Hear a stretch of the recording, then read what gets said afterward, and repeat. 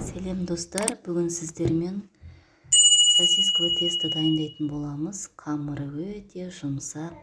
Менімен бірге жасап көріңіздер, ұнаса лайк басып кетіңіздер. Ең алдымен бізге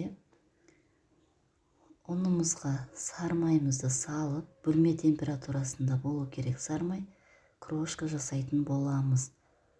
Бір келкетіп араластырып, осылай қолмен крошка жасап аламыз. Сонан соң қаймағымызға 2 жұмыртқаны салып араластырып, осы дайын болған крошкамызға құятын боламыз.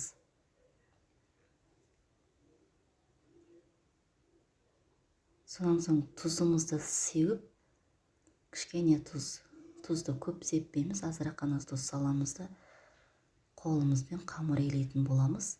Қамырымыз сәл қаттырақ болғаны дұрыс. Оны илеп болған дайын қамырды пакетке салып, холодильникке саламыз.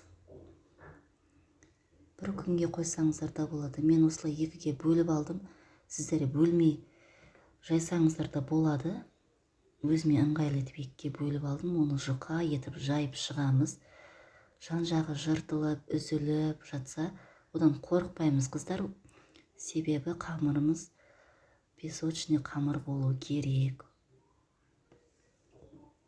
Сонан соң ерітілген майымызды бетіне жағып шығамыз. Арасына самсаның қамыры сияқты болады. Соны ораймыз тығыздап.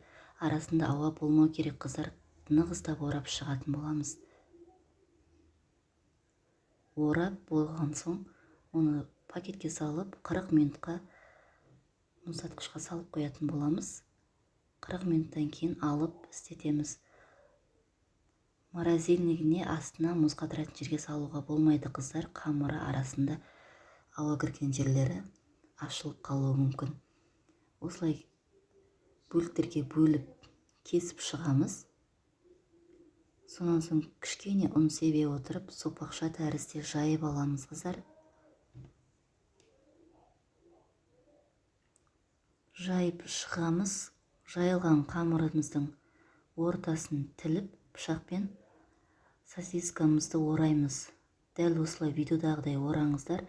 Менің айтқан әдісім бойынша жасасаңыздар, өте әдемі шығатын болады қыздар. Барлық сосискамыз осылай ораймыз. Біздің жаңағы жасаған қамырымыздан 28-30 штук сосиска шығатын болады. Осылай орап шыққан соң табамызға жайғастырып, бетіне жұмыртқа жағамыз.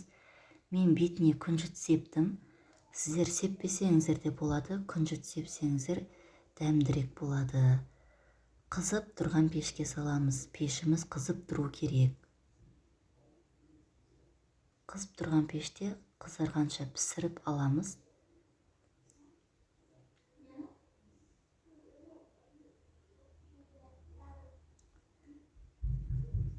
Біздің сосискамыз дайын қыздар.